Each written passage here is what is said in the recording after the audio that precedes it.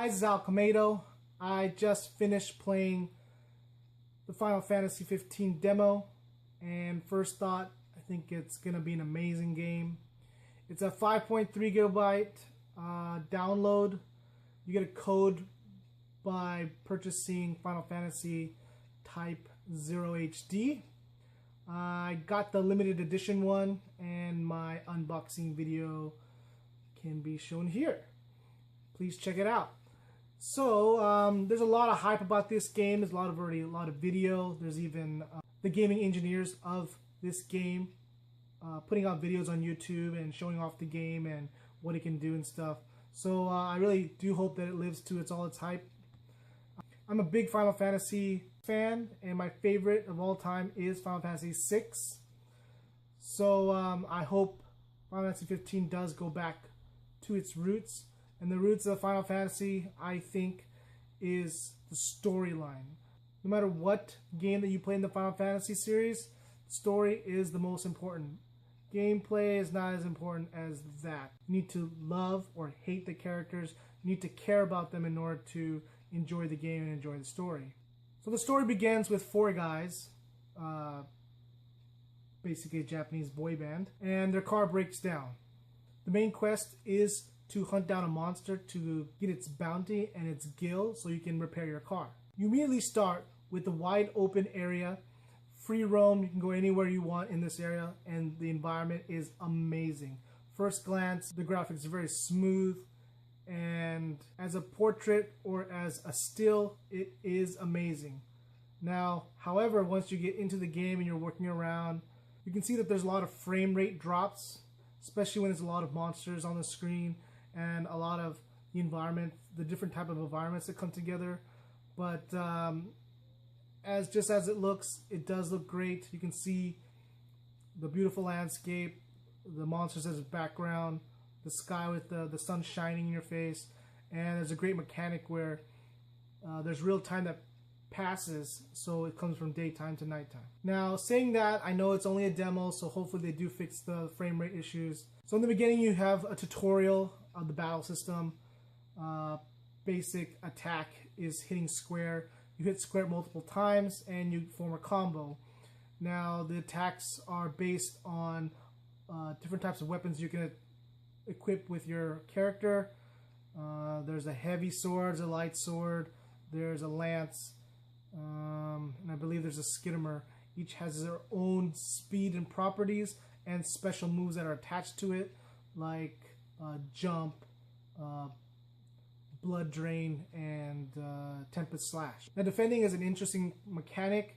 All you do is hold L1 at the right time and you'll dodge. There's going to be a warning that indicates that you have to hit L1 to parry an attack, and once you parry an attack, you can actually hit square again and counter attack.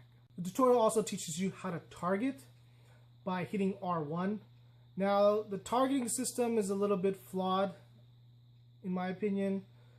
The game does not tell you that you have to hold on to R1 and then hit the right trigger to lock onto the character. If you don't do this, there's going to be a lot of times where you're just hitting air. And especially later in the game when you're fighting a lot of the monsters, it's going to be really tough to focus on one creature and not pay attention to the other ones. The tutorial also teaches you how to warp, which is a new function in the Final Fantasy games. Basically hit X and you throw your sword towards either an enemy or a tower or a rock or someplace, and it warps you to there. The tutorial also teaches you that you can heal your AI support characters, and they can also heal you when your HP goes down. After the tutorial, you go right back out into the open world and you can explore. You can do side quests, you can do the main quests. There's a few things you can do here and there. There's a chocobo farm, which is pretty cool. I love chocobos. And you can also even go back to the mechanic shop where your car is at, and you'll meet an interesting character, which I'll explain later. Of course, there's a lot of monsters in the open world. The first one you'll meet is a mutated saber-tooth tiger, wolf, some kind of creature that will teach you how to fight against them. You can even run away if you want to, as long as you're out of sight of the monster or hide. you don't actually have to fight every creature that you face. There's even neutral monsters that don't attack you if you don't attack them. They're kind of like woolly mammoths. One of the monsters that you'll also randomly encounter is a ship that comes by overhead and drops Magitech armor robots. Now, if you know anything about the Final Fantasy series, Magitech armor is very prevalent in Final Fantasy VI, which is my favorite game. It's a very important part of Final Fantasy VI, and I'm just very curious and interested to see what they're going to be doing with that story in this game.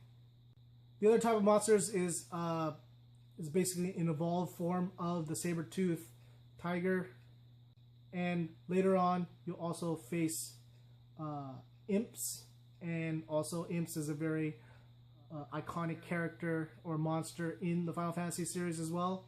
And back to the main quest, you'll also be fighting the Behemoth, which is also another iconic character. It's just an amazing creature, and the graphics are pretty awesome for that. At the end of the game, there's another mechanic that the game teaches you, which is called summoning. You'll find kind of reminiscence of what like a magicite embedded in some kind of tree. The summoning graphics is amazing, and it incorporates the whole entire environment, and it even affects the environment after you complete the summon. Now, one thing about the summon is kind of interesting is that you can only activate it when you have 0 HP. And if you kill the enemies with this summon, you do not get any experience or anything out of it. You still get the prize for killing the monster, but you don't get any experience. Another mechanic of this game are campsites. Normally in Final Fantasy games, you can set up tents anywhere around the world. In this world, you have to actually find the campsite. You can rest.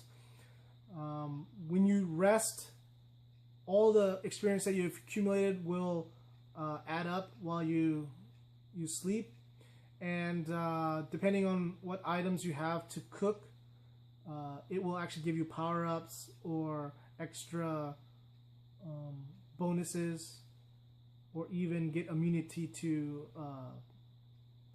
ailments like poison, things like that, which is a pretty cool concept. It's kind of weird that you don't actually power up while you fight the monsters and gain experiences. You do have to rest in order to get all the experience in there. So it's very interesting. I think it will force players to have to save a lot, which, you know, is a normal thing in Final Fantasy games or any kind of RPGs if you're a veteran. At the end of the game, you'll meet a character that's reminiscent of Cid. And if you have played any of the Final Fantasies, Cid has been in almost every Final Fantasy. I believe the only one that he wasn't in was the very first one. Or it is the first time that Cid is a female character, and actually her name is Cindy. Now, an interesting point, I played this demo in Japanese, and I can see some of the nuances of how they translated certain dialogue. And the most interesting about it is actually that character, Cid. As I mentioned, her name is Cindy in the game. I don't know if that's her final name or not, but in Japanese, her name is actually Sydney, which is a play on words of the name Cid. I'm not sure exactly why they chose Sydney. It's very interesting to see why the localization team changed it that way. I don't know if they think the American audience will not like that play on words, or that they think that Cindy is a more common American name. I'm not really sure. I'm not sure why they did that, but it would be interesting to find out. So overall, I enjoyed this game. It was very fun, very reminiscent of the original Final Fantasy series that I really enjoyed. I did not enjoy the latest iterations of the Final Fantasy 11, 13, and 14. I did actually like Final Fantasy 12, and this kind of reminds me of it, with especially the open world and how the monsters react to you being in the environment. But I truly enjoyed it. Please check it out if you have a chance.